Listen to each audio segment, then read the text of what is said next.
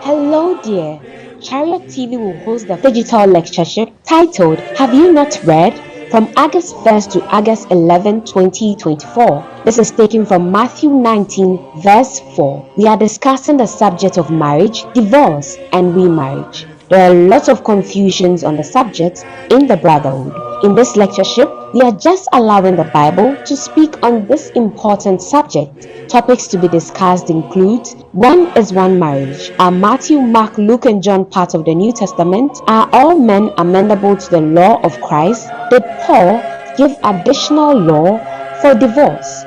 And many more. We have special forum for our ladies where our panelists take a keen look at questions on challenges ladies are facing in relationships. Kindly subscribe to Chariot TV by searching for us on YouTube and Facebook. Make a date with us as we will be streaming live on all handles of Chariot TV and Church of Christ TV. Greetings to all of you in the name of our Lord and Master Jesus Christ, who has given us today to be part of this living.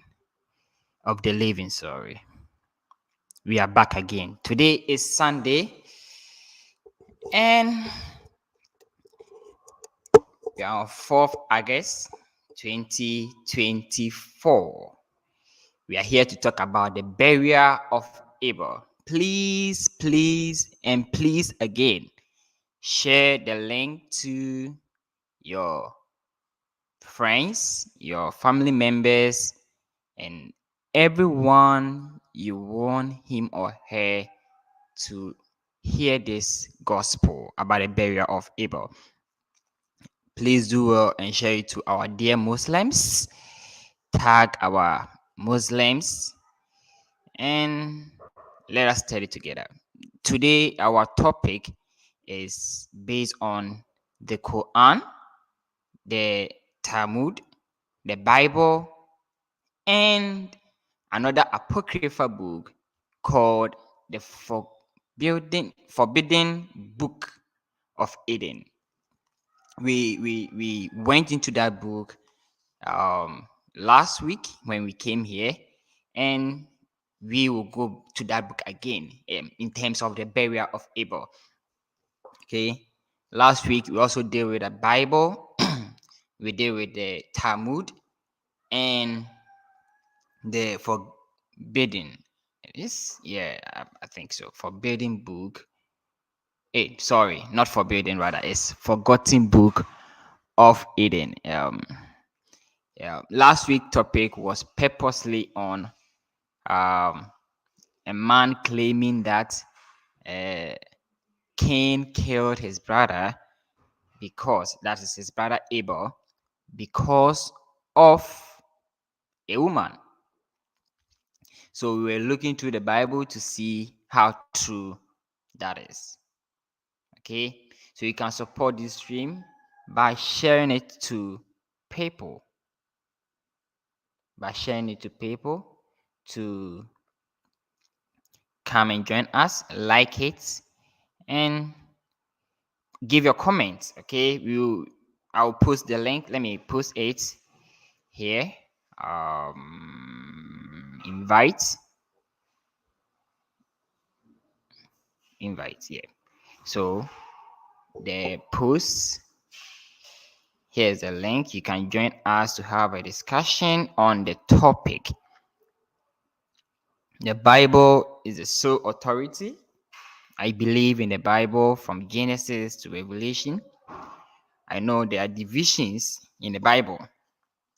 In 2 Timothy chapter number 2, verse 15, it says, "Study to see thyself approved, a workman that needed not to be ashamed, rightly dividing the word of truth." So I believe the Bible has divisions.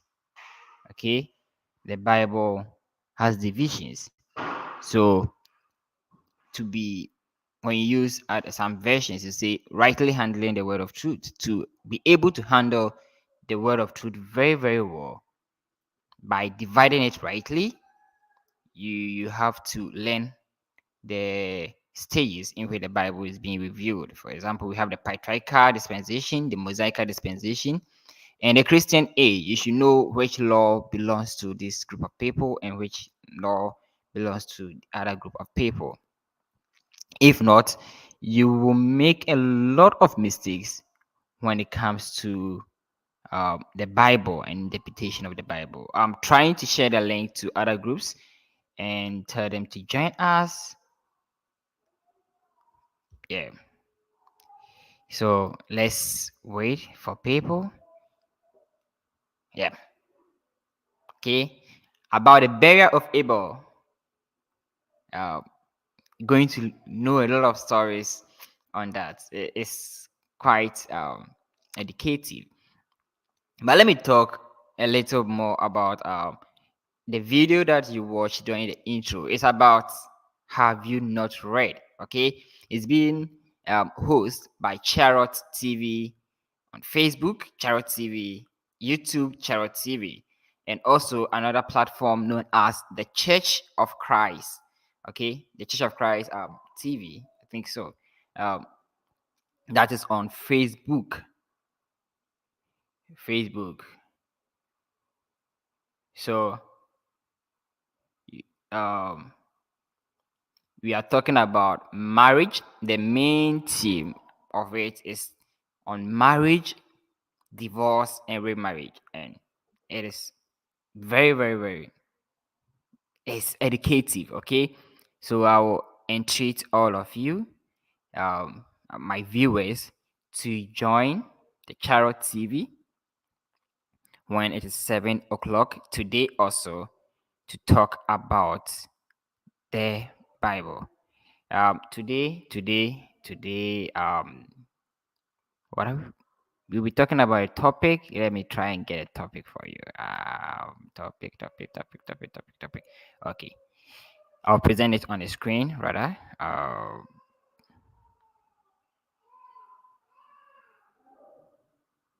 present it on the screen for you to see. So this video file and I'm trying now. Okay, so it's a lot. Yeah, it's an let me say educative. It's educative. Yeah, today. Let me see if it will come. Yeah. If it won't, then yeah, it won't. Because it's due to it's not mainly the stream is not mainly for pictures showing. Yeah. So when I go to present, it gives me video. Let me see. Present. When I choose present, it gives me slice. It gives me extra camera, which I don't have extra camera. It gives me video file and what is called share screen.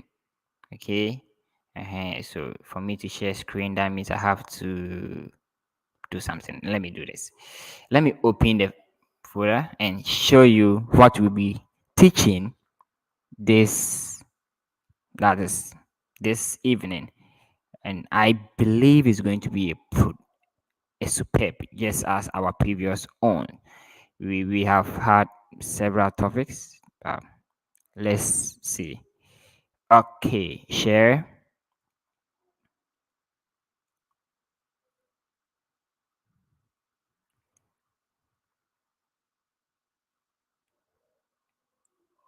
Okay. So today's topic is being given by our brother George Asa. I think I got the name right. Okay. So let me share for you on the screen. Yep. So this is it. Okay. So the topic is bone of my bone, flesh of my flesh. And our brother George Asa will come and teach us. This is 4th August, 7 o'clock p.m. He will come and elaborate it for us in terms of the Bible and how it relates to marriage, divorce, and remarriage. Okay, so do well and join us. Join us as we look through the Bible to know what God wants us to know. Okay, to know what God wants us to know. There are a lot of things we would love to share with you, but time will not permit. But so far as we are making this video, we are making it not for only those who exist today, but those who will exist tomorrow. Those who exist tomorrow. So please do like the video, subscribe to our channel, and share for us. So this is a, a little announcement I wanted to make in terms of the digital lectureship. Mostly we have it in August. We have one. It started in 2020 or 2021 or so. This is our fourth one. So 2020, 21, 22, 23, 24. So it started 2021 rather. So 2021, 2022, 2023, 2024. And all has been productive. Don't miss this one, okay? Join us as we zoom in into the burial of Cain and Abel. Cain and Abel. Let me check something on YouTube. Let me check something on YouTube. You have to know if everything is working, then you'll be able to start. Uh, because without being fully aware of what is happening, you can speak and nobody's going to hear you. So let me try and see if someone can hear me, or if you can hear me, you can put it there. Okay, let me show this up. Join and let's talk. Mhm. Join and let's talk. So I would love to see you here. Okay, that means it's working. I would love to see you here for us to discuss about the burial of Abel. Someone might say it is not of need. Yeah, it's not important to do so. That's what the person will say. We have to know um, where other people also got their source from. The Quran claims that he got his inspiration, or the Quran, the writer of the Quran, which our dear Muslims will say Allah is the writer of the Quran. We say, oh, well, it was Allah who revealed this to us. But when you look through the Quran very, very well, you see that the person who claims that he is a prophet got this revelation from the Talmud. Okay, last week I showed to you that I was writing an article, a PDF PowerPoint on did the Talmud influence the Quran? Okay, yeah, I haven't continued though, but there's a lot of things I want to write down, but time will not permit. You go to work, you come back tired, other stuff. So yeah, I know I have to find a time for myself to do it, but I haven't. It's not an excuse to, but it is things that's happened.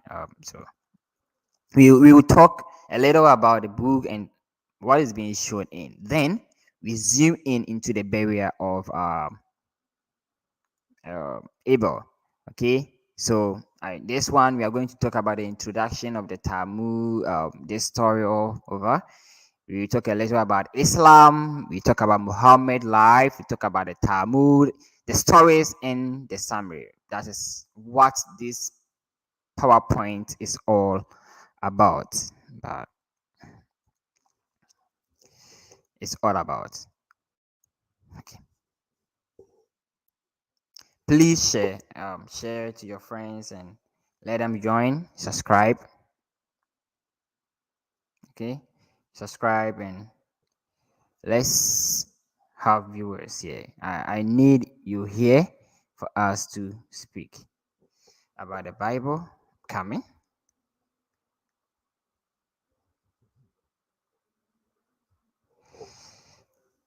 Okay. Let me give a description in the groups. Maybe someone will be enticed to join. Okay.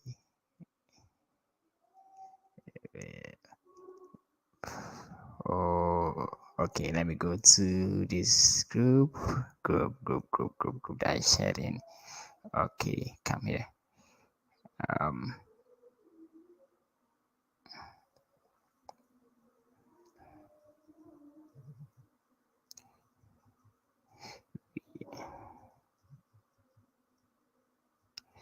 about the burial of Abel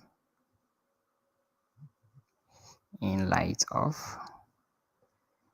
the Quran, Talmud, and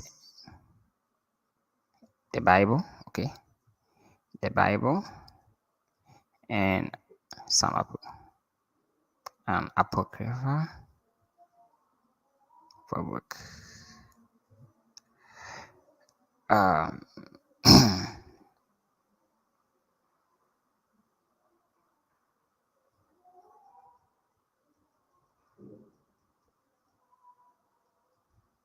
let's see where Muhammad got his inspiration.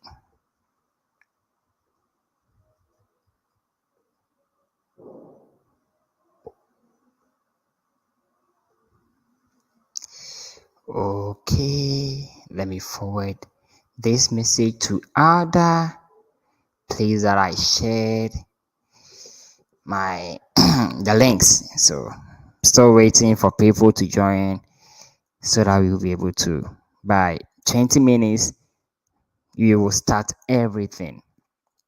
Whether someone joins or not, we need to study. We can't wait for everyone to come. Yep, can't wait. But keep sharing, like it. Please show you are around and let's study together. We want to study to save ourselves approved, to show that yes, we are truly learning.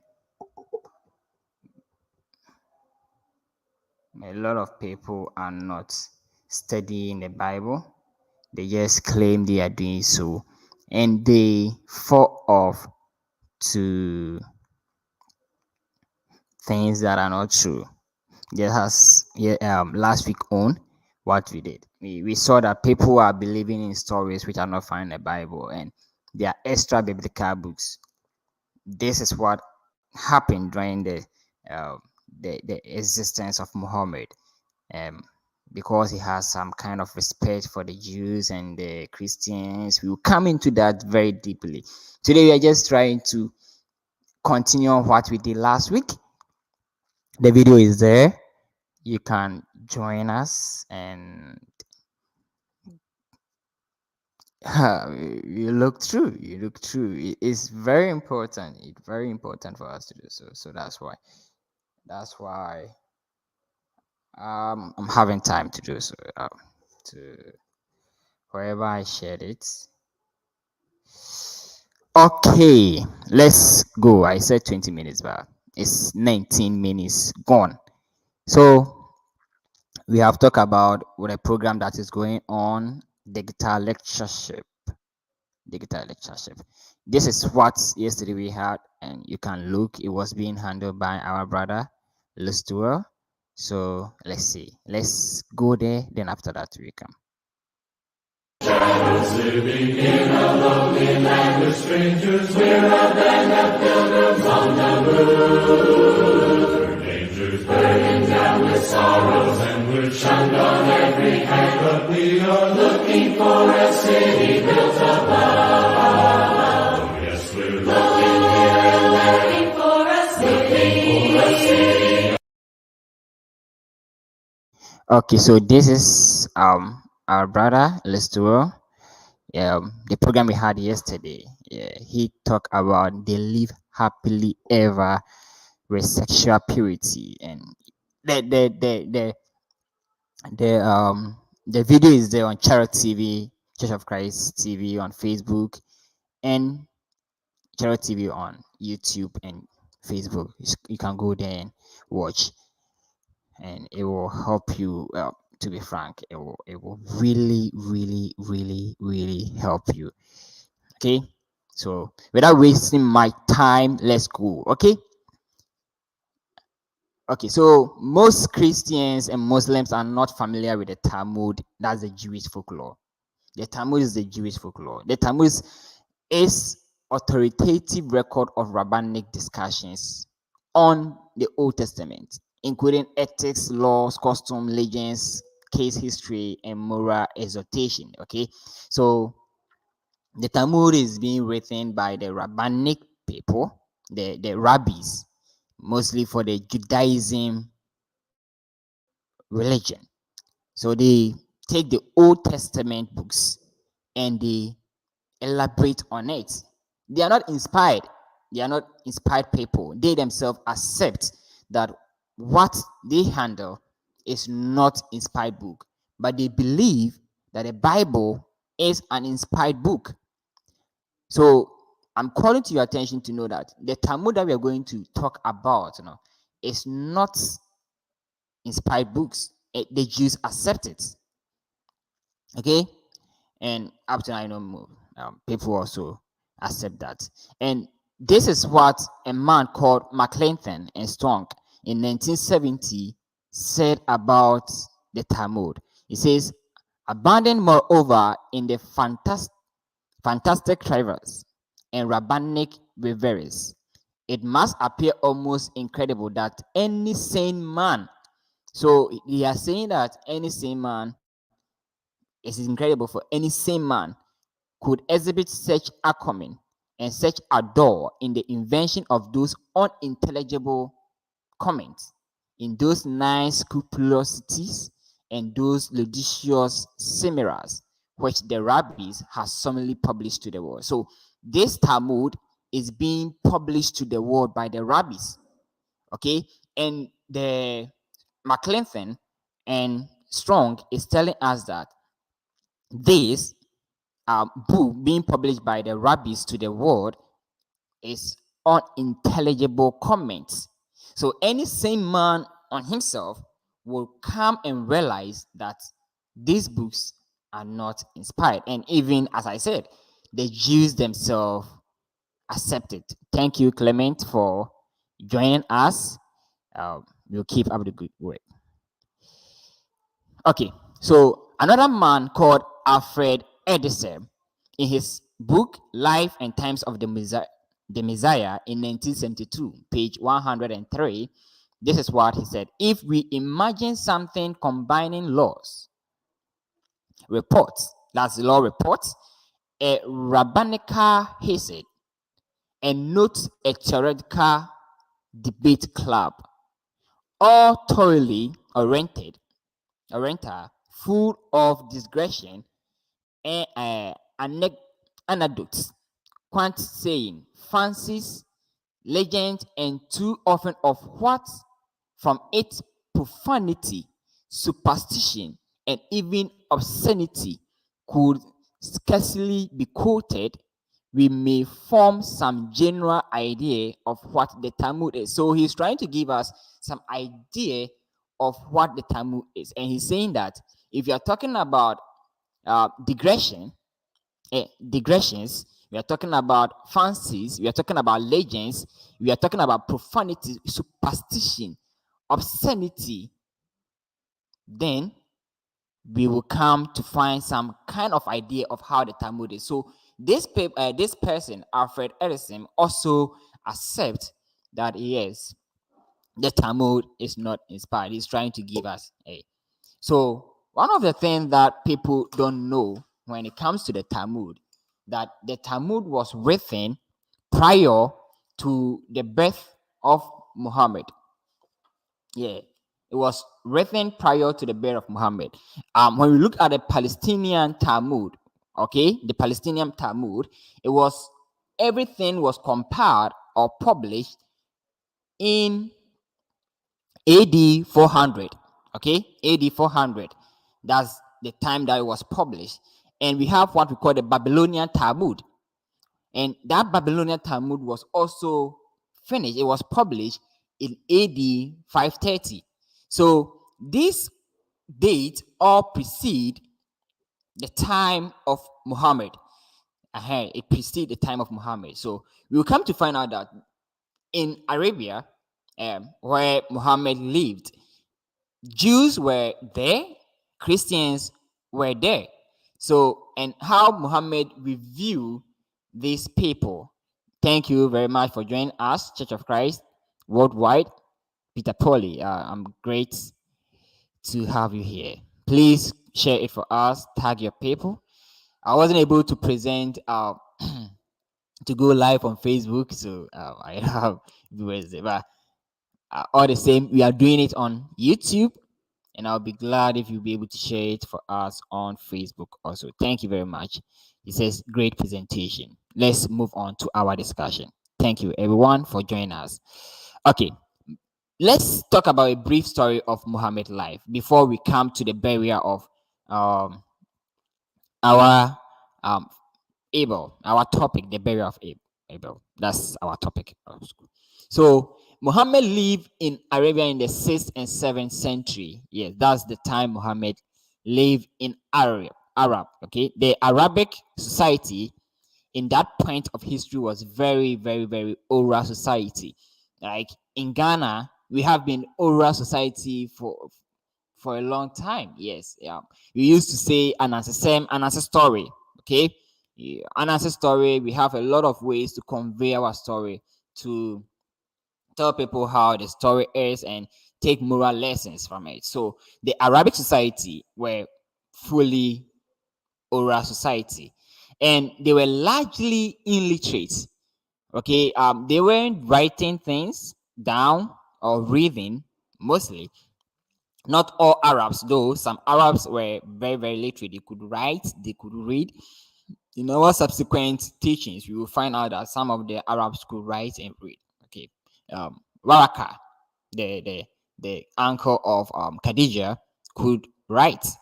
So he was an Arabic person. He was from Arabia, and he could write very, very well. So that's one thing again. So it was largely illiterate. A lot of people were not writing things. So that's one of the things. The trade caravans passed through there frequently. This gave the inhabitants access to information around the globe outside Arabia. And this is to tell you that yes, the Arabic society, though they were illiterate, but they were having information that were out of their region, because a lot of people will come there. The Jews people will come there and trade. The Indian people will come there and trade. So they have information. Oh, have you heard about what has happened here? That kind of conversation. Oh, what is happening in your society? What is happening? What have you heard? So they have that kind of discussion. So they get to know information outside their globe where they are being found. Their place. Okay, and they were very, very polytheistic. They used to worship a lot of gods, about 360 gods or so. So they have plenty gods, just as in Acts 17, when Paul went to find the people at Athens. He said, you Athens are very, very religious, but the God, when I was walking around, I saw there's an inscription that says to an unknown God. This God that you don't know, he is the person I want to present to you. Then he made his submissions on the God that says. Okay. So these Arabs are very, very, very polytheistic. They are polytheistic in nature. So they do worship a lot. And again, there were a number of Jewish tribe there. And these Jewish tribe people were very, very worthy. They were successful merchants. Merchants deal with about trading. Okay. they were a successful person. So if you are living in a society like me living in Ghana, when someone is successful, I give reverence to the person. Like I obey the person, I humble myself for the person because the person is worthy. I'll get something small from the person. But when it comes to the Bible, I won't do that. Yeah, I won't do that. If you want to help me, I will accept it, but I won't below myself when it comes to the standard of presenting what the Bible is saying. I won't do that. I won't do that anyway. They were strongly monotheistic. These Jewish people were monotheistic, and when it comes, Christians are monotheistic also. Um, we believe God is one, but the oneness of God is not the same as the oneness of the Allah in the Quran. So you should know that. We'll come to that after our in many but that is not our topic. The topic is about the burial of it. So we want to try and tell you a little about the history in Arab during the time of Muhammad. Okay, they were fond of oral tradition. It's because the tradition was there, the folklores were there. They tried to pass it on to their children. Okay, they pass it on to their children, and as they were passing it on, it was one of the form of their folklore being passed on. So they did that plenty. They did that very, very, very well. I have posted a link again. You can join us to have a discussion. Okay, so that's why it's scrolling. Join and let's talk. The link is there. So they were very, very, very oral traditional people. They have the Talmud. They speak the stories to their children. Any person that they get, they will tell the person the story in their folklore, and that's how. And during the time of Muhammad, Christianity manifested itself in a corrupt way. Okay, we will come to find out that the worshiping of the saints, they were saying saints are worthy of worship. We will come to that place later also, where we will deal with Catholics, Catholics, Catholicism. I guess I got it right anyway. So we will go there. But right now, this is the topic at hand. Because during that time, Catholic was very, very, very prominent in the Arabic Peninsula. So this were going in, Christianity manifested itself in the Arabic Peninsula, very, very, very, very corruptible way. So that's how. So this is a question that I used to ask my Muslim friends. If the author of the Quran was not inspired by God, where would one expect him to acquire his information? So I asked a friend of mine, and he was like, the author of the Quran is God. So if God is not being inspired by God, so let me reframe the question again when it comes to that to make it very. If Muhammad, let me mention Muhammad's name. Muhammad, the prophet of Islam, was not inspired by God. That is what I mean by the author of the Quran. But if Muhammad was not inspired by God, where would one expect him to acquire his informations? The answer is he will get it from oral stories being heard. So it's either maybe as he walked through the land of Arab and meeting a lot of the Jewish people or the early people on the land of Arab, he heard a lot of stories around. And he hearing a lot of stories, he might have gotten his information from the stories that he heard from those he respected as spiritual legitimate. That's another point. He can get this information from people he believe that they are inspired. That's one thing he can also get. That's the Jews and the Christians. So another one. And it can also be from his imaginations.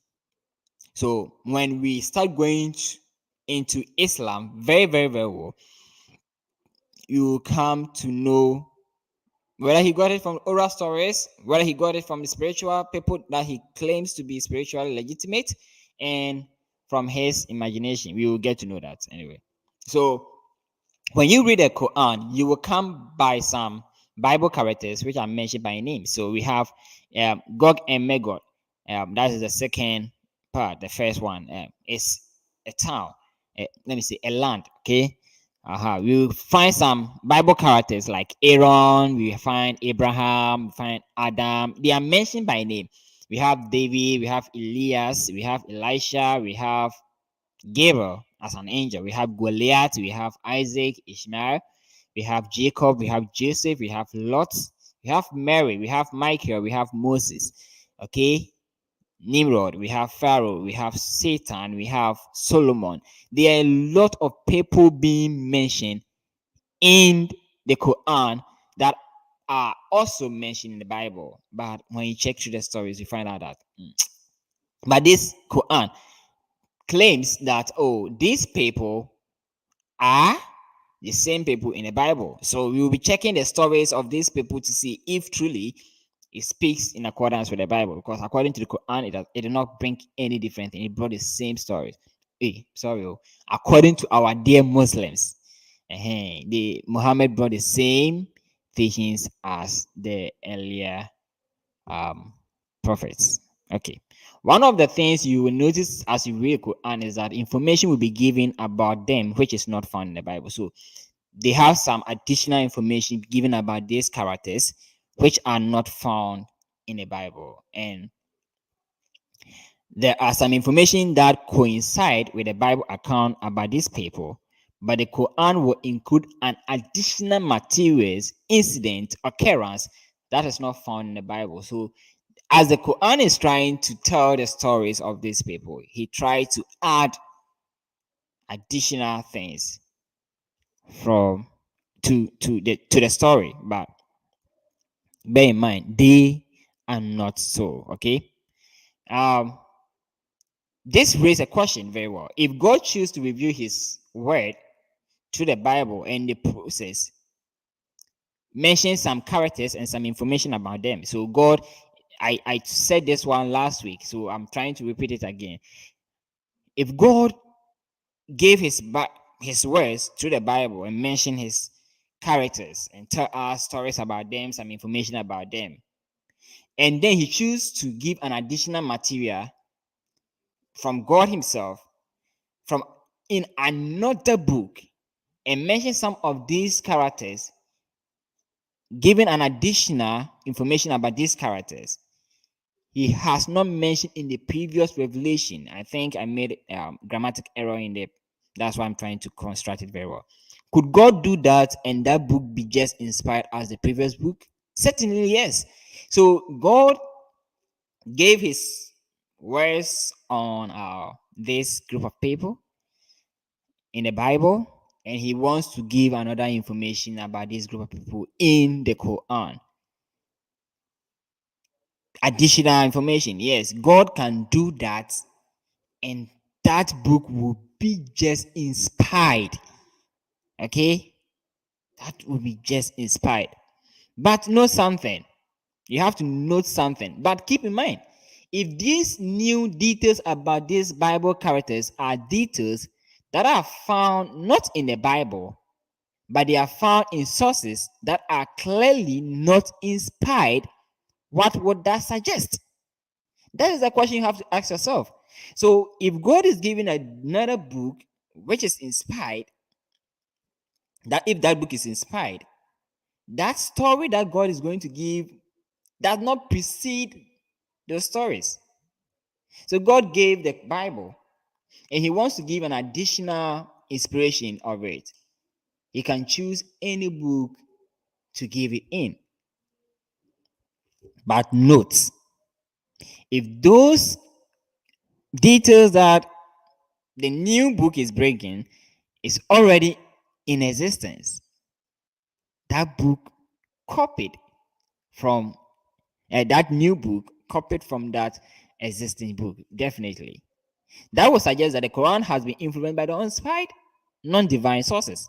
And as we are going, I'm going to do so. So I'm going to indicate to you that the Quran shows itself to have been strongly influenced by the Jewish folklore. And we are going to talk about the burial of Abel, Noah, and the flood, Korah's king, Korah's king, Joseph. We have a lot of stories that we would love to talk about. Okay, so please share, subscribe, and join us as we dive into it. Today, we are going to talk about uh, the burial of Abel, and that is the reason why we are here. That is the main reason why we are here. So, if you're a Muslim here, kindly take your Quran, okay? Take your Quran and let's dive into it. I don't know, should I present it according to what the Muslims say? I have Quran uh, on my um on my laptop, but I would love to use the internet. Okay, let me go to sunnah.com, and we have Quran there. So I'll choose the Quran as sunnah.com to present according to how the Muslim scholars have done it, what their book have done, their scholars have done it on their website. Yes, so we are going to read about the Quran and check the story. Then after that, we'll go into the Talmud, check it, go into another book which is not inspired, check it, and then we go to the Bible and conclude the reason why we believe the Quran is being influenced by the Talmud. Okay, so Quran chapter 5, which I'm just opening it. After that, I will add my people to it. Whoever is here, I haven't seen anybody here who is trying to join, so we are still teaching as we are waiting for people to join. So yeah, Quran chapter 5, verse 27 to 32. So I have open Quran here, website 27 to 32. So 27. Okay. So let me come and present it on the screen whilst I take my PowerPoint out and see. Okay, let's present screen. Yes, let's present the screen. Today I'm not going to use my Quran, which I have. I'm going to use this. Yes, I'm going to use this. Okay. So we have the Quran on board. Okay. We have the Quran on board. Let me see if I'll be able to present the big screen. I hope you can see it. That's what I hope I hope you can see it. Okay. So let's read the Quran. We can start using this one to know these are word to word Quran. So we'll be able to know which word is he referring to. So when we are doing word to word, it said, and recite to them the story of two sons of Adam in truth. When both offered a sacrifice and it was accepted from one of them, and not was accepted from the other, said the latter, surely I will kill you, said the former, only accepts Allah's from the God-fearing. Yeah. This is word translation, but that's not what you're going to read out. We are going to read the translation that has been made there.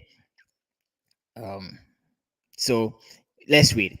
Recite to them in truth. Yeah, so this is what it says. Recite to them in truth, oh prophet. What is being found here is not found at prophet is not found in the Arabic word, but this is what the Muslims are saying. Some of them claim that what is being found in the bracket is not part of the Quran.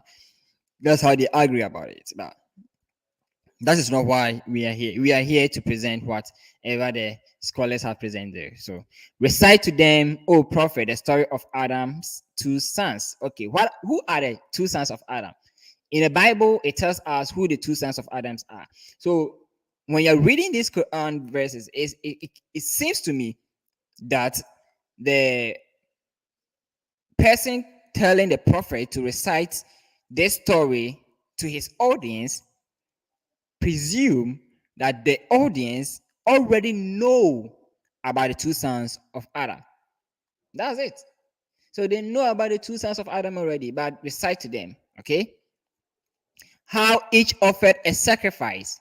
One offering was accepted while the other was not. So which of them, if according to our Muslims, the Quran is perfectly given to us, and if we are supposed to go to the desert and we find a Bible and find the Quran, someone will come and understand the Quran very perfectly, and the Bible will be a confusion there.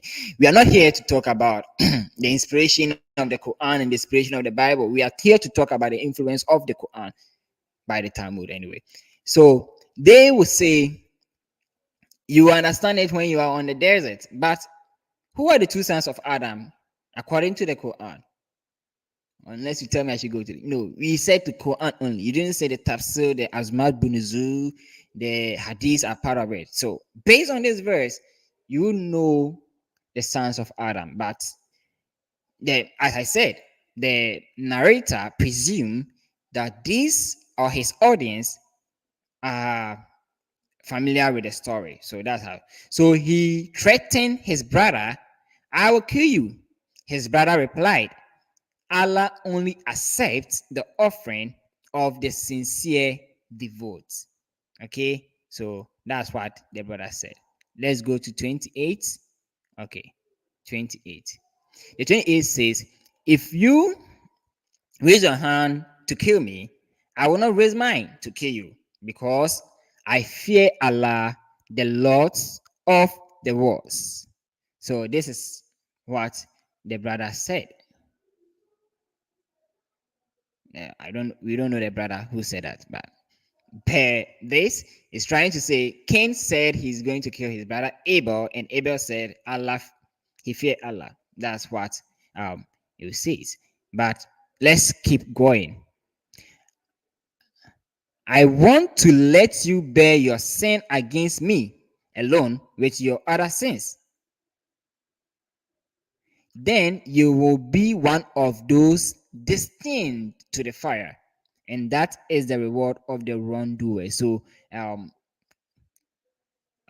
Abel is telling Cain that he will bear his sin and his own sin. 30. We are reading this to 30. Yes. We are reading the story of to 32. So let's continue on. Still, the other convinced himself to kill his own brother, so he killed him, becoming a loser. So according to this verse, Cain killed his brother, and this is a conversation between Cain and Allah. Okay. When he killed his brother Abel, this is what happened. Then Allah sent a crone, digging a grave in the ground for a dead crone, in order to show him how to bury the corpse of his brother. That's the crone's brother. This one too. In order to show him, that means showing Cain how to bury the corpse of his brother. He cried, alas, have I even failed to be like this crone and bury the corpse of my brother? So he became regretful.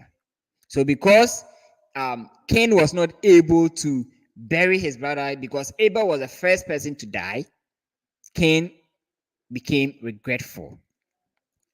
He regretted. That's according to the story of this Quran. So I'll tell you where you have to note. Okay, verse 32. That is why we ordain for the children of Israel that whoever takes a life, unless as a punishment for murder or mischief in the land, it will be as if they killed all of humanity. And whoever saves a life, it will be as if they saved all of humanity. Although our messengers already came to them with clear proofs, many of them still transgress afterward through the land. So This is the story of Cain and Abel by Allah. According to Allah, Muhammad is supposed to recite this. I want you to note something about how the burial of Abel. This is what the Quran is saying, that Allah sent a crown. That's verse 31. That's where our much focus will be. Allah sent a crown digging a grave in the ground for the dead crown in order to show Cain how to bury the corpse of his brother. He cried, "Alas, have I even failed to be like this crown and bury the corpse of my brother?" So he became regretful. That is what the Quran is saying.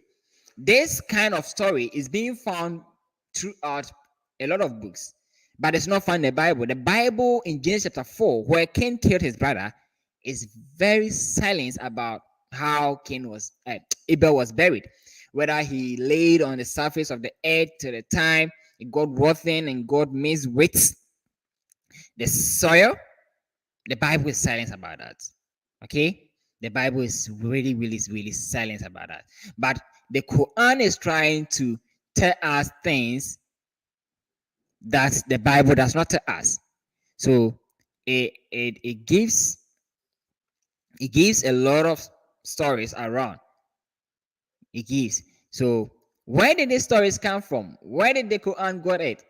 As we said, the Jewish folklore was in existence before Muhammad. Before Muhammad. So we will go into the Jewish folklore and check what the Jewish folklore says when it comes to these stories. So probably Muhammad got to know the story prior to his acclaimed revelation that he got from Allah. So let's go. Let's present the screen on about the Talmud. So you are going to the Talmud. First of all, let me open the place. I hope my laptop is running slow right now, and I hope it's not going to cut off. Oh God, help us. Okay.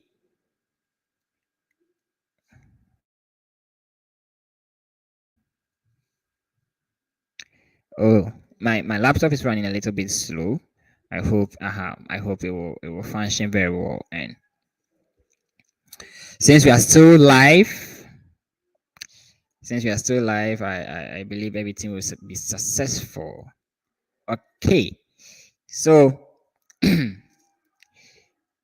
I wanted to go in systematic and choose some things, but let me present this one like that. We'll go to the other places and show you what the other places also say in terms of this. Okay. So in the Talmud, this is the Talmud. You can go to the internet, check Sefaria. They talk mostly on the Talmud of the Jews. Okay, so we have one. It's called the Legends of the Jews, or Legends of the Jews, chapter 1, verse 3. Okay, Legends of the Jews, chapter 1, verses 3. And this Legends of the Jews talks about the verse 3 talks about the punishment of Cain. Now, the manner of Abel's death was the most cruel conceivable. Okay. So it talks about, when you go to 2, it talks about how Cain killed about his brother and other stuff. And it came here to repeat the same thing. Okay. So Cain resolved to flee, saying, "My parents will demand the account of my concern Abel." Okay. To flee, saying, "My parents will demand account of me concerning Abel, for there is no other human being on earth." So this is what Cain was saying. But that is not where we are going to focus on. We are going to focus on how Cain killed, buried his brother That's where we are focusing on. Okay. So the burial of Abel.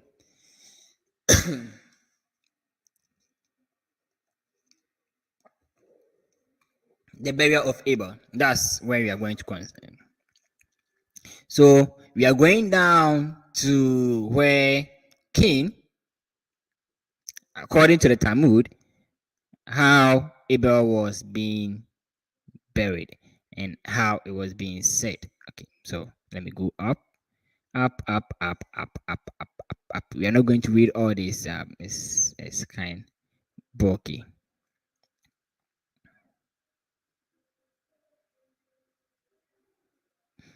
Okay. It says then nature change BBV something like that. So we want there we will read.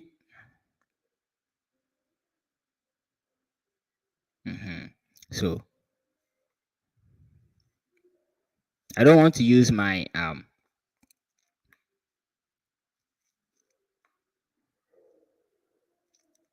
okay.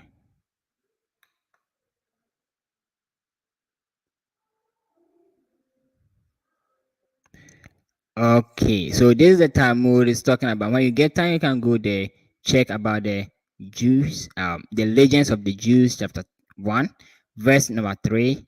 You will come to this place. They will take you there straight. Okay. Okay, so let's start from when Adam met Cain concerning what has been decreed against him and calm down. So this is what Adam said. When Adam met him, that is Cain, and inquired what doom had been decreed against him. So now God has made a case, has laid a case on Cain, and according to the Talmud, Cain went to the house and his father saw the sign, okay, the case that had been laid upon him, and he asked him the doom that happened. And Cain told how his repentance has propitiated God. And Adam exclaimed, so potent is repentance. Potent is repentance, and I knew it not. Thereupon he composed a hymn of praise to God, beginning with the words. So, according to the Talmud, when Cain went to his parents and Adam saw him, Adam composed a hymn, okay, and said, it is a good thing to confess thy sin unto the Lord. That is how the hymn began. But anyway, the crime committed by Cain had beneficial consequences, not for himself alone, but for the whole of nature also. Before the fruit which the earth bore unto him, when he teared the ground, had tasted like the fruit of paradise. Now his labor produced nuts but thorns and thistles. So according to this, when Cain plant his fruits, it is like the fruit of the paradise. The person saying this, I have not even tasted the fruit that was at the Garden of Eden. He's using the paradise to refer to the Garden of Eden anyway. So he has not tasted that before.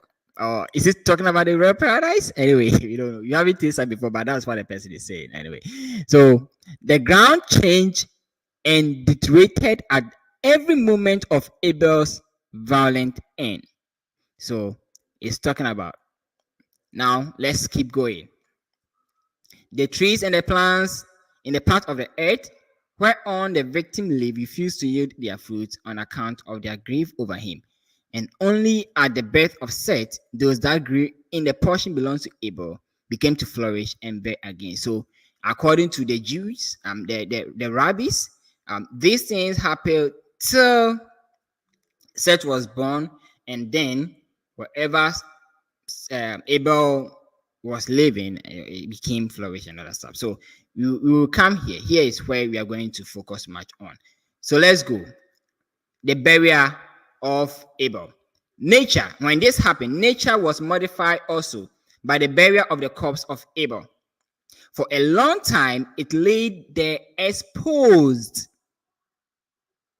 Okay, so according to this, since Abel was the first person to die, his body was laid exposed above the ground because Adam and Eve knew not what to do with it. So Adam and Eve do not know how to do with the body of Abel because he's the first person to die. Nobody have died before, so they don't have any idea of how they are going to do with the body. They sat beside it and wept, while the faithful dog of Abel kept guide with dogs and beasts, did it no harm. So according to this sentence, Abel was having a dog who guided the body of Abel so that bears and beasts did not harm the corpse. So that's what this place is saying. On a sudden, the mourning parent observed how a raven. So I want you to underline this one, the raven. When you look through the Qur'an, it says a bird. Okay, so when it comes to the Talmud, we find out that this bird that they're talking about, raven too, is a bird. So at least maybe the Quran is saying, but this it mentioned the name, but what bird anyway? So here in the Talmud, the raven, the Quran, the raven, the bird, scratched the ground away in one spot, and then hide a dead bird of his own kind in the ground. Adam, following the examples of the raven, buried the body of Abel, and the raven was rewarded by God. Okay, so according to this statement, Adam followed the nature of this bird, and this bird then became God blessed because he showed Adam and Eve how they are supposed to bury their son Abel. This is what the Quran said. It says that the Quran is saying that the Quran is telling us that Cain was the one who buried Abel by following what the crown did. Okay, the crown did. Yeah, you say crown, but when you read some, you see, anyway. But that is bird did it. So that's what it is saying. According to this place, it was Adam and Eve who buried Abel.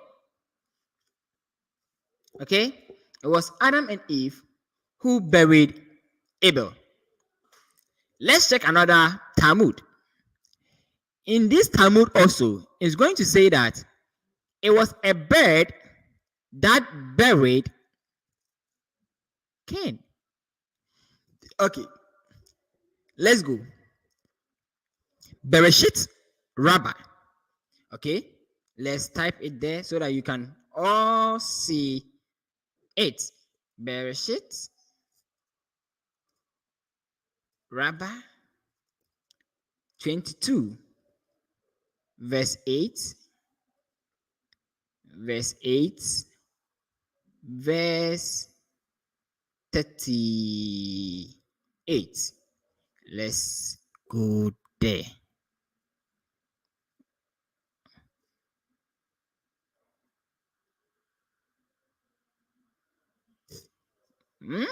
Okay, let me do this. 22, only 22.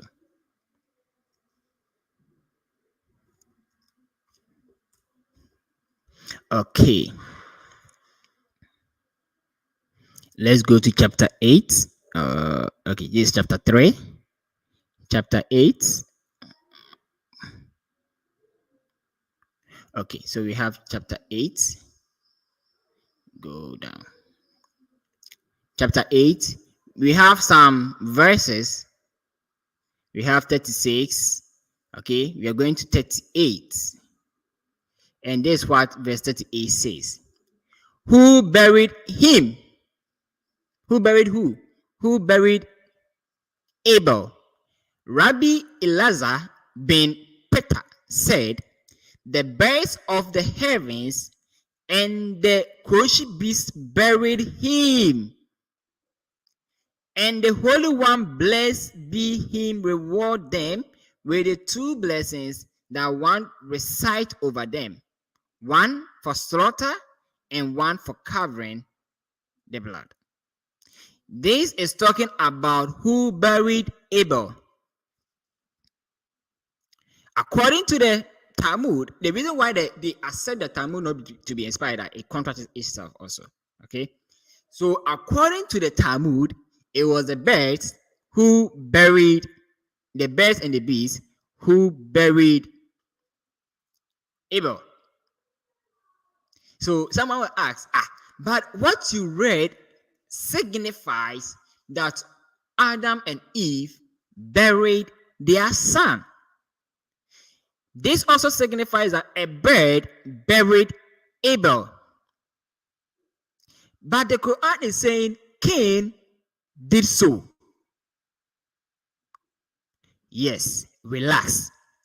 We will come to the time that we will find out that yes, according to where the Quran took that story from. Okay, so we will come to that place. But for now, be patient. Let's go to another one. We have plenty verses in the Talmud that we want to show. So we have shown one that according to the legends of the Jews, chapter 1, verse 3, it was Adam and Eve who buried Abel. These are discussions that they have, obviously. So they mention their names and say, this person said this, this person said this. It's just meeting the court and having a discussion over the topics. So that's how it goes. So let's go to another one. Pekah the Rabbi Eliezer. Okay, so Pekah the Rabbi Eliezer, chapter 21. Is that so? Yeah, chapter 21. Oh. Okay. Maybe if I add a packer to it, it will not come.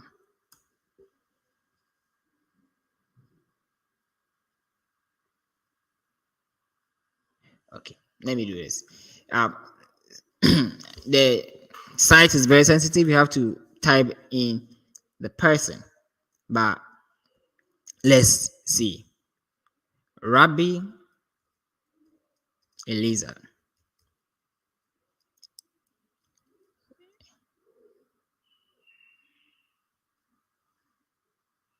$21. Okay, so we have other.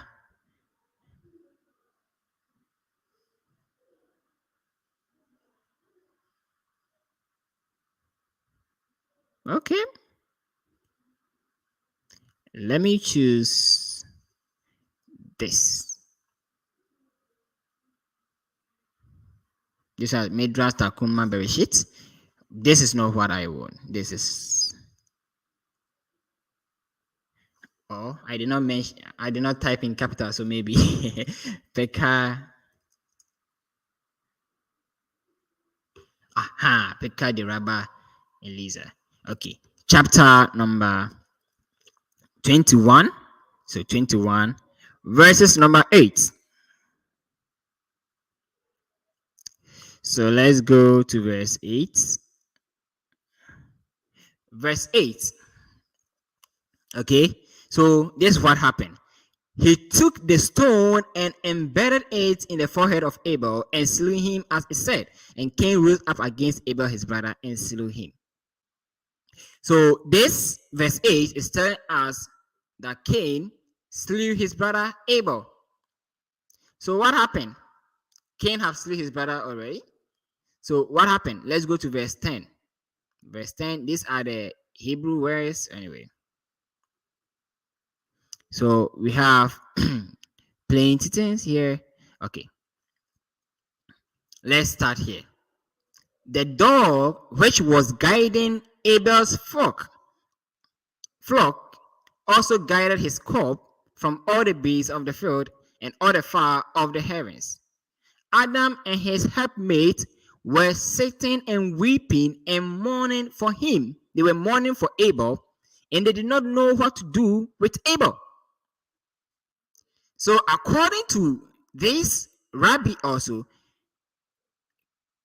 Adam and Eve did not know what to do with their son's body. That is, since Abel is being killed by Cain. For they were unaccustomed to burial. The raven came, one of its follower bird was dead at its side. The raven said, I will teach this man what to do. It took its fellow and dug in the earth, hide it, and bury it before them. So it was this raven that took his brother, who is dead, beside it and buried it.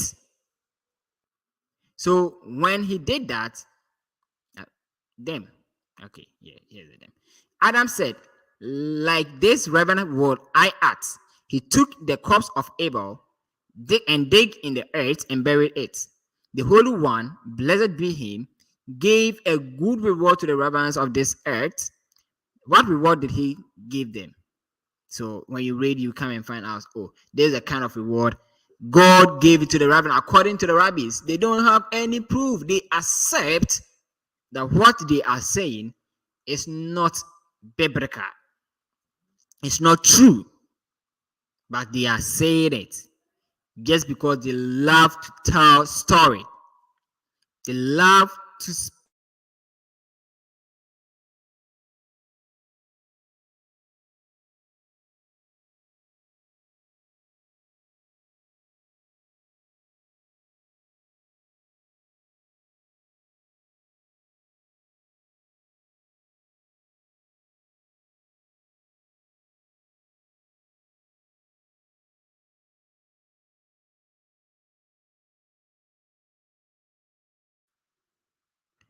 oh, I'm having some network issue. My Wi-Fi is not stable.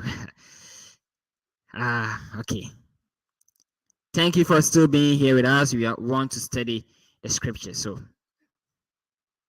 I still appreciate you being here. Let's go back to what we say. So, according to the rabbis, God blessed these ravens. Yes, because they showed Adam how to bury his son Abel. This is it. So the question still remain, but that's not what the Quran said. The Quran said it was Cain that buried his brother. Yes, that's what the Quran says. This is our last verse on the Talmud, which I believe the narrator of the story took it from, and Muhammad heard it and copied that. As I said, it is not found in the Bible. The Quran says the Bible is inspired. Okay, the Quran says the Bible is inspired. So if it inspired, it's not found in. And if Allah wants to add additional thing to it, shouldn't be something that was already there. Yes. So as I said, he got it from me. So let's go. Midrash Tankuma Bereshit. Midrash Tankuma Bereshit. Okay. Chapter 10.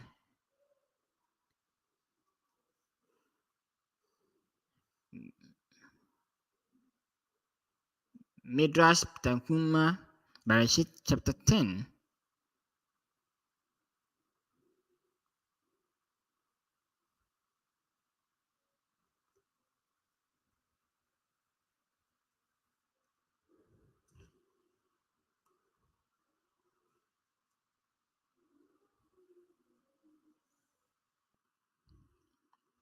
Okay. Midrash Tanhuma.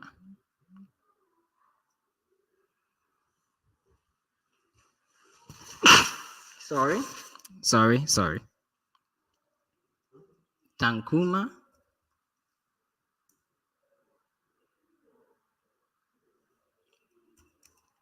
Bereshit chapter 10. Hey, why do you go to 12? I said 10. Oh. Chapter 10, verse 2. Oh, okay, this is 9.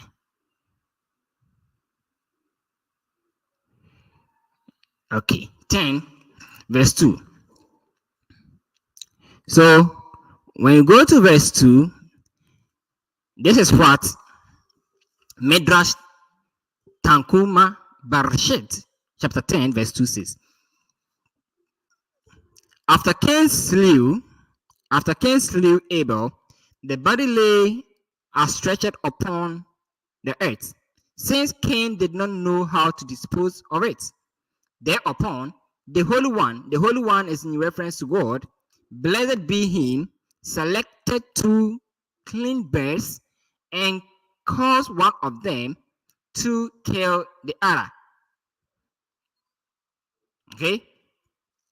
So, according to this verse, God caused one of the bird to kill the other.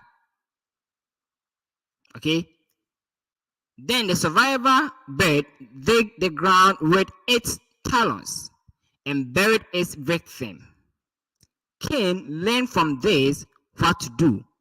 He dug a grave and buried Abel. It is because of that birds are privileged to cover their blood.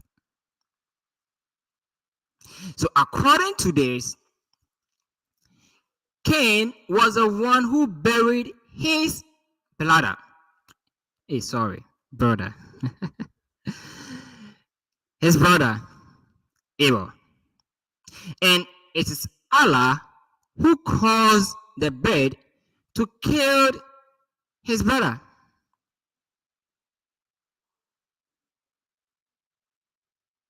So, who buried Abel? According to the Talmud, Cain buried. According to the Talmud, Adam buried. The Qur'an came and said, oh, it was Cain who buried his brother. Was that in need? The Bible was silent about that, and we respect the silence of the Bible. The Bible needs to be respected of its silence. But the Quran tried to talk about it. And as we said earlier, I have no problem about that at all. But to speak about it, as we said here, let me go here. Okay. But keep in mind, if those new details about the Bible characters are details that are found not in the Bible, but they are found in sources that are clearly not inspired. Let me bring it all full. Clearly not inspired. What would that suggest? That would suggest that the Quran was being influenced by uninspired, non-divine sources. And that's what we have clearly see here. The Talmud got influenced on the Quran. The link is still there. You can join us. We are open for discussions. The Talmud influenced the writer of the Qur'an, the folklore of the Jews influenced the writer of the Qur'an to make some certain decisions which are not found in the scriptures, which are not found in the Bible. And there are lots in the Quran. We will look through the Talmud. We have a lot to discuss. You can join us if you are still here. If you're a Muslim, you can join us so that we can have a discussion on this. There's another thing I want you to notice. Last week, I gave you a book concerning the forgotten book of Eden. It's an apocrypha book. It's not being inspired. It's not inspired. It's not accepted as inspired. That's what I mean. This book also claims the same thing as the Talmud and the Quran are saying. So it is not a new thing at all. It's not a new thing at all. They are clearly not inspired. Okay, let's go to the forgotten book, the second book of Adam and Eve, according to the forgotten book of Eden. This is what it says. They grieve, striking family. Cain marries Luluwa and they move away. So this the book that the person who says Cain killed his brother Abel because of a woman. This is the person. Okay, where the person got the information from. Anyway, when that's verse 1, chapter 1, verse 1, second book of Adam and Eve, chapter 1 and verse 1. This is what it says. When Luluwa heard Cain's word, she wept and went to his father and his mother and told them how that Cain has killed his brother Abel. In the Talmud, it says that Adam met his son and asked, that's the son Cain, and asked about it. But these are all not inspired books. So let's go to verse 2.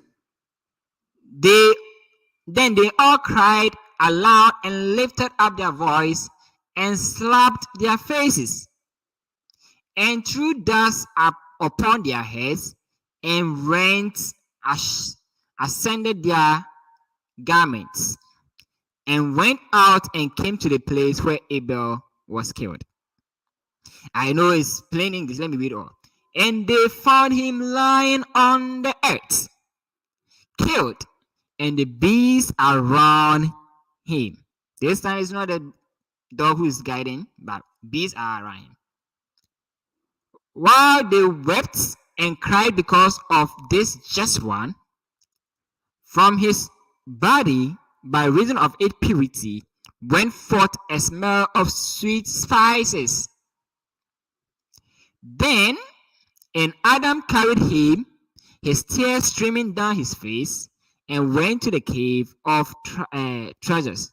So when you read it from the first book, you know that the cave of treasures is where Adam and Eve they lived there for a while, or they used to go there and worship, something like that. I've forgotten. Anyway, where they laid him and wound him up with sweet spice and myrrh.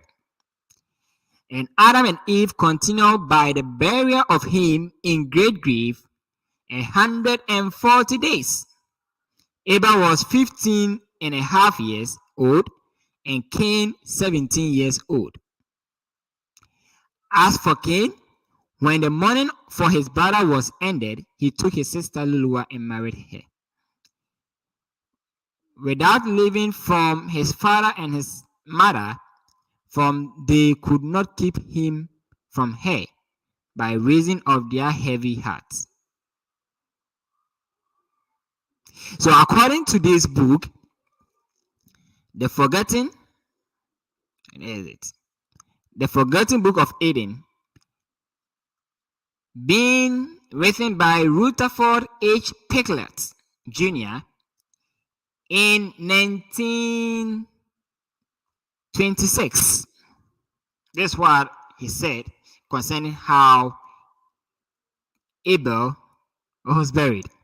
And as I said earlier, these are not inspired writings.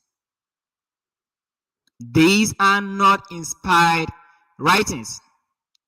So, they are not from God. And that is where the Qur'an, God, his book or his story from. Verse 31, Quran chapter 5, verse 31 says, Then Allah sent a crown, digging a grave in the ground for a dead crown, in order to show him, that's Cain, how to bury the corpse of his brother. He cried, Alas, have I even failed to be like this crown and bury the corpse of my brother? So he became regretful. So if it wasn't for the crown, who buried his brother, that's the other crown, Cain would have not felt regretful. Or Cain felt regretful not for the death of his brother, but rather for failing to know how to bury his brother. That's what the verse is saying. You can join us, you can pick the link and join us to have a discussion on this. Please, any question should be based on the topic, the burial of Abel. As I said earlier, the Bible is silent about that. So we need to be silent about that. We need to be silent about that. To speak where the Bible speaks and remain silent where the Bible is silent is one of the key things in interpreting the Bible. So please and please and please, the Quran was very influenced by the Talmud. It was influenced by the Talmud. Very, very, very, very influenced.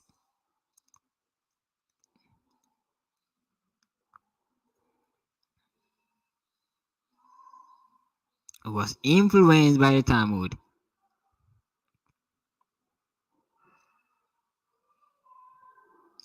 So the Talmud also say, let me repeat the Talmud again.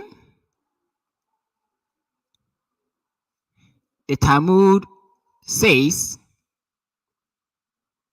sure, and let's go to the Talmud. This is what it says. After Cain slew Abel, the body lay astretch upon the earth, since Cain did not know how to dispose of it.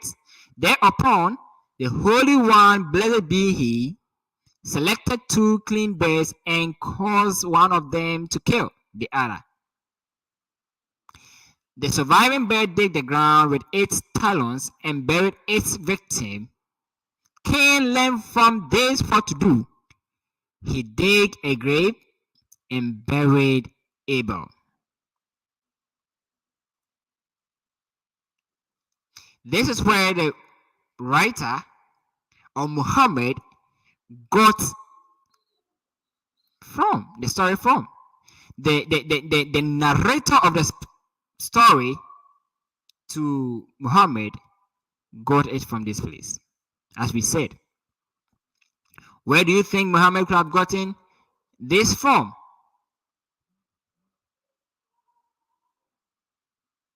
Okay, where do you think he has gotten this from? If the author of the Quran, which I say Muslim says the author is Allah, so let's say if Muhammad was not inspired by God, where would one expect him, Muhammad, to acquire his information? He will get it from oral stories he heard. So from the look of things, since the Talmud existed before the time of Muhammad, since many Jews were in existence on the land of Arab, in the Arabia Peninsula, they told Muhammad the stories, or Muhammad heard the stories from them.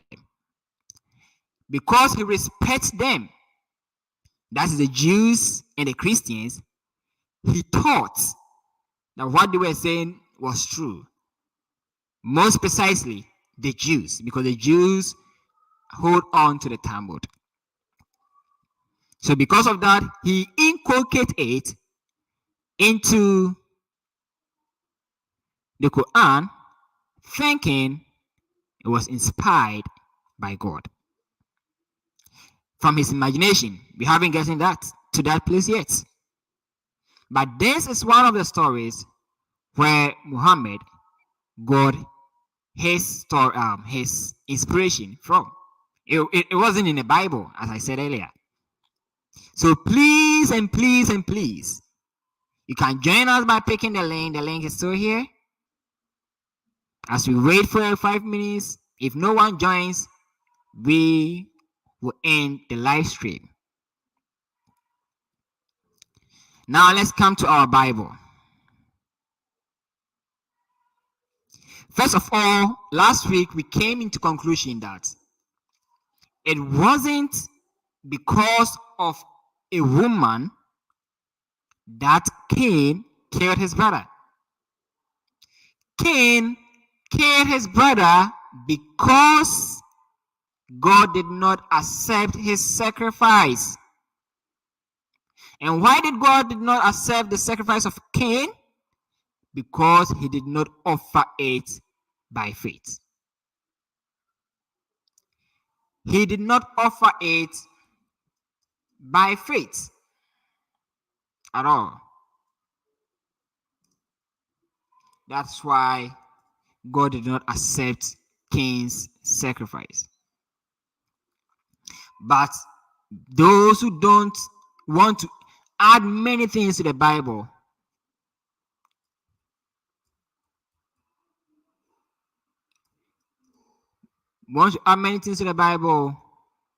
says, oh, it was because of a woman. That is not according to what the Bible is saying.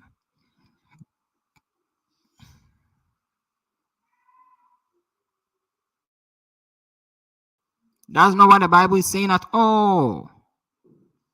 So if anyone comes to you and preach anything different from what the Bible has said, let the person be accursed. Let the person be accursed.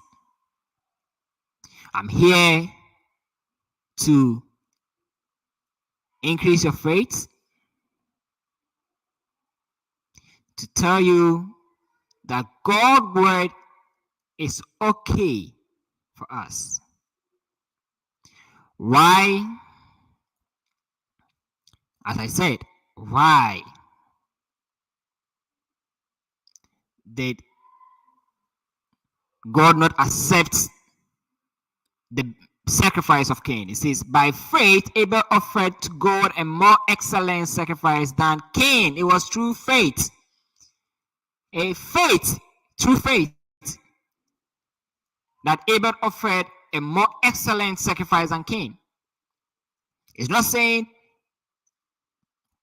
Cain's offering was not excellent. It says more excellent sacrifice, through which he obtained witness that he was righteous. God testified of his gifts, and through it, he being dead still speaks. God accepted the sacrifice of Abel over the sacrifice of Cain because Abel did that by faith. Abel did that by faith. And it was true that Cain killed his brother.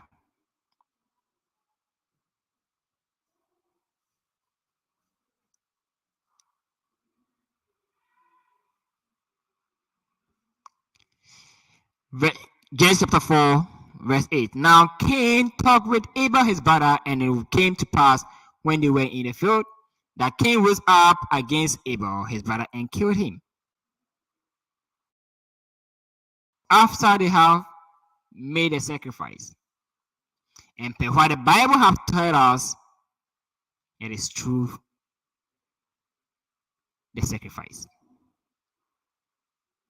It wasn't because of a woman. No, it wasn't because of a woman. It was because Abel sacrificed through faith. Thank you, my brother. The name is Obilen. Sorry if I don't get your name right. Interesting. Thank you for joining us. Here, we appreciate you very much. Share it to your Muslim friends to join us to have a discussion on it. And yes. It was through faith that God accepted the sacrifice of Abel and not that of Cain. And the Bible is silent about how Abel was buried. As I said, this is a different thing people are bringing us to us, and we need to be cautious. We need to be cautious.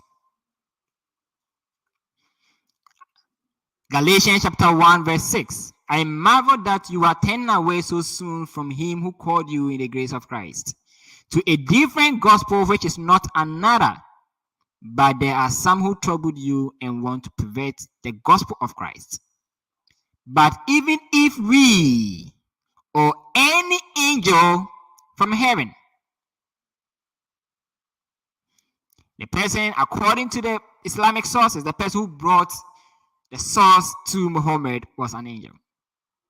Even we refer to the apostles, including Paul, or any angel from heaven, an angel from heaven, preach any other gospel to you that which we have preached to you, let him be accursed.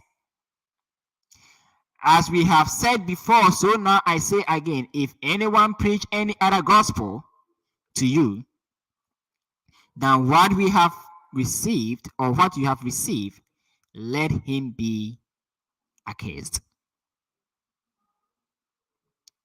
We have all things that pertain to life and godliness. We should be content with what we have. Jude chapter 1, verse 3.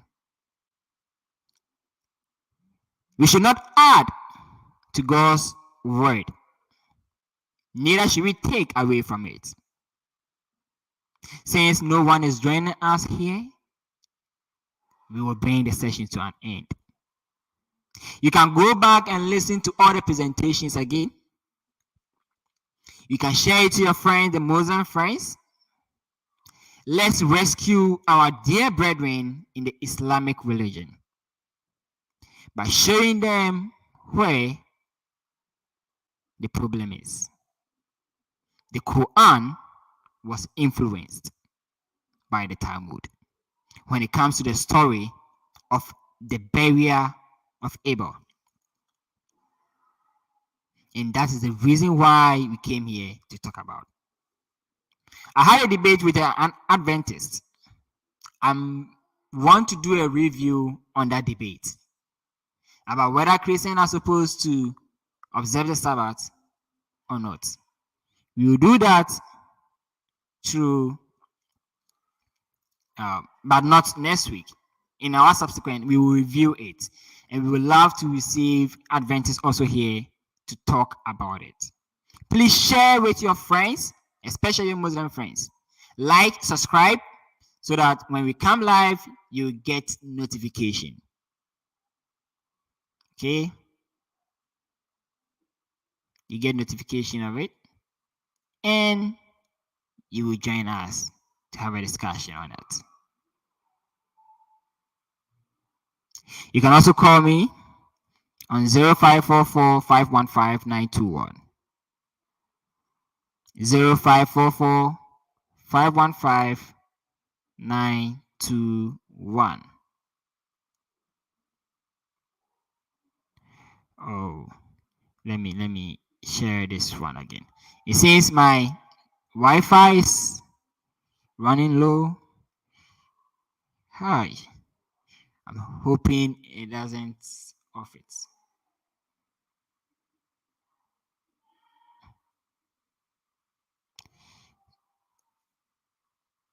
I want to close with something, but it seems it's not able to pick up.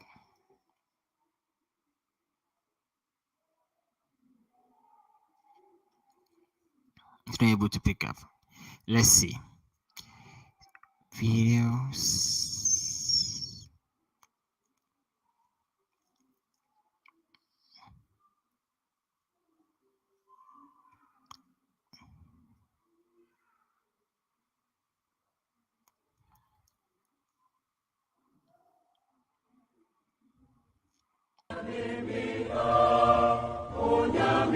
Hello, dear. Chariot TV will host the digital lectureship titled Have You Not Read? From August 1st to August 11, 2024. This is taken from Matthew 19, verse 4. We are discussing the subject of marriage, divorce, and remarriage. There are lots of confusions on the subject in the brotherhood. In this lectureship, we are just allowing the Bible to speak on this important subject. Topics to be discussed include: when is one marriage? Are Matthew, Mark, Luke, and John part of the New Testament? Are all men amenable to the law of Christ? Did Paul give additional law for divorce? And many more. We have special forum for our ladies where our panelists take a keen look at questions on challenges ladies are facing in relationships. Kindly subscribe to Chariot TV by searching for us on YouTube and Facebook. Make a date with us as we will be streaming live on all handles of Chariot TV and Church of Christ TV.